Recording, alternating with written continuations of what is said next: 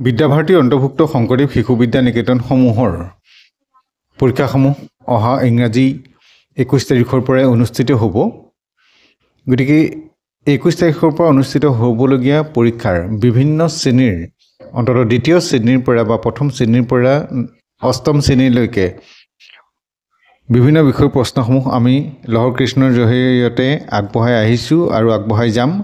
গতিকে আপোনালোকে চেনেলটো চাই থাকিবই। আমি ইয়াত আজি প্ৰশ্নপত্ৰখিনি দিছোঁ আৰু দীঘল ভিডিঅ'ৰ জৰিয়তে আমি প্ৰশ্নপত্ৰসমূহ আলোচনা কৰিছোঁ। ভিডিঅ'টি শেষৰলৈকে চাব আৰু প্ৰশ্নপত্ৰবোৰ কৰিবলৈ চেষ্টা কৰিলে কেইবাখনো প্ৰশ্নপত্ৰ মিলাই নতুনকৈ আহিবলগা প্ৰশ্নপত্ৰখন যুগুত কৰিব পৰা যায়। গতিকে ছাত্ৰ ছাত্ৰীসকলে প্ৰশ্নপত্ৰখন ভাল ধৰণে চাবা আৰু কেনেকুৱা ধৰণৰ প্ৰশ্ন আহিছে, সম্ভাৱ্য প্ৰশ্ন কেনেকুৱা হ'ব তাৰ পৰা অনুমান কৰি পৰীক্ষাৰ বাবে সাজু হ'ব পাৰিবা। নমস্কাৰ।